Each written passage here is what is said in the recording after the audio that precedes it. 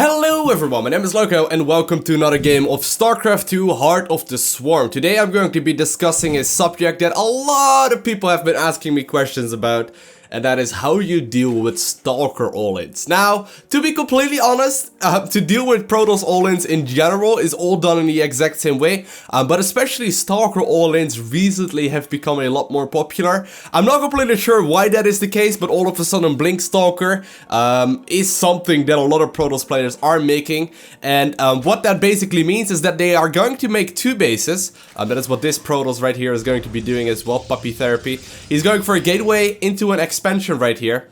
He's going for two bases, and on these two bases he's gonna squeeze out as many Stalkers as he possibly can, and he's gonna use the Blink upgrade, which you can make in the Twilight Council, to basically do as much damage to me as he can do. So he is gonna go for a complete all-in off of two bases. He does not really have a follow-up plan with it, and this is something that tons and tons and tons of Zerg players are struggling with right now. And hopefully in this game I will be able to provide you with at least a little bit of an answer on dealing with that sort of stuff. So right now we are on ×2 speed, simply because this is the early part of the game. I did go for a hatchery first right now, followed up by a spawning pool, but honestly, doesn't really matter if you go for a spawning pool into a hatchery or a hatchery into a spawning pool. Now as you can see, he's already being sneaky. He's hiding the very first probe, and on top of that he spawned cross map, so I don't really know very much. Now the first thing that you need to understand, let's actually make it on normal speed right now. The very first thing to understand about gasless openers, or about Protoss openers rather, is that you need to figure out what he's up to. So right when my spawning pool finished, I made a set of Zerglings that is now running across the map. I could decide to run it across the map and maybe have the other one of the two scout for this probe, but I decided to send both of them across the map. Reason being is that I need to figure out what is going on. So I know there's a mothership core out right now. That doesn't matter, that is completely normal, but that's the first thing to note. Now what I'm looking for with those two first Zerglings is gas geysers. So right here you can see, alright, I scout both of the gas geysers, and at this point I know that my third base is pretty much safe to go up. Now I didn't quite get a glance of that Twilight Council actually, it was very close to that. But my third base is allowed to go up. Let's say I would have only seen one gas geyser, I would have had a very hard time with a 2-base 4-gate, for example, which is something that you also see a lot right now. So the very first step is to know, alright, there is an assimilator or double assimilator up in the main base. I am good to keep on droning. And as you can see, I instantly start as many drones as I possibly can. Now I'm also going to be starting more and more gas geysers, so that's my first two right there, and I believe I go all the way up to 4 in this game. But the most important thing right now to realize is that I am slowly teching up, and that I'm getting as many drones out as possible. Now here's the key to dealing with any Protoss 2 base all-in. The key to dealing with it is to have a bigger economy than your opponent. If you have a smaller economy than your opponent and you are fighting versus a 2-base all-in, you are going to inevitably lose. Because every minute that goes by, he will be able to warp in more units than you can actually make units, right? So that is the very first thing to realize. So this third base is going to get droned up to the point where I am having a bigger economy. Right now, I'm already actually up quite a little bit, but he's still chrono boosting out more probes, so, you know, it is going to be what it is. He is going to have a bigger economy as well, but that is the first thing to realize. If I get a bigger economy up, I will be able to simply outproduce him in the near future.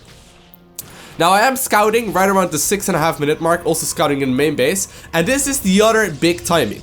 So the very first big scout timing that we noticed right there was right when the Zerglings spawned and are vendos across the map after going for a spawning pool after getting the hatchery, right? That was my first scouting moment, and I checked the gases. Next, I actually have this Overlord flying in his main base right around the 6.5 minute mark, and at the same time I'm also having an Overlord that is natural that once again checks these gases. So right now I know, alright, there's no gases taken in the natural, there is a lot of gateways being added on, so I know for a fact that he is going for an all-in right now.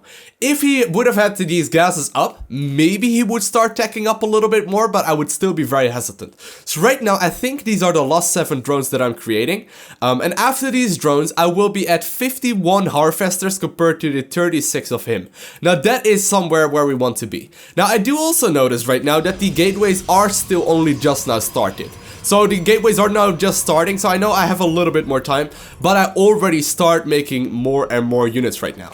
And the reason why I'm doing this is that I know that right now I have a bigger economy than my opponent. I know that because I have simply 2 base max saturation, I got the metro saturated as well as the main base. I know that for a fact, these drones at my 3rd base are sort of going to be extra. And as long as I realize that, we are good to go. Now, I did see the Twilight Council as well, so I do start spore crawlers, because I'm not completely sure if it is going to be DTs or something like that. So I do decide to start the spore crawler right here. I also am starting the lair, but right now, as you can see, after committing to a bigger economy, 55 harvesters versus 39, I am starting my non-stop unit production. And this works versus old Protoss 2 base all-ins. Let's say he went for Immortal Sentry, same story. Let's say he went for like a 7 gate with +1 attack, same story. Let's say he goes for, I don't know, like a Stargate gateway all-in, same damn story. As long as I know for a fact there's not gonna be extra gases in the natural, I don't see a 3rd base being added on, and I see a lot of gateways go down, I am good to go as soon as I know I have established a bigger economy. Now, the last most important thing to realize right here is that I made all the drones before making any units. So I maybe made a couple of units in between, but mostly I made only drones in the early part of the game. If you actually make drones first and then start producing units, you will have a significantly bigger army than if you make a couple of units and then a couple of drones, and then a couple of units and then a couple of drones. So right here, you can see me just producing non-stop units. I am trying to actually, you know, just deal with all of these units that he has. Trying to micro a little bit, not doing it very well, to be completely honest. But as you can see, the sheer amount of stuff that I am able to create right now, just following these super basic rules, will just simply overwhelm him right now. Now, I got a ton more production than him. Right now, I am at 55 harvesters, which will just give me more units. And he decides to GG out. So a very clean victory right here, that hopefully taught you a little bit about dealing with 2 base all-ins from Protoss players. Other than that, if you enjoyed this video, make sure you hit that like button. If you didn't enjoy it, make sure you hit the dislike button. And also, if you want to see more, subscribe, because you will be the very first one to get a notification when I upload new videos.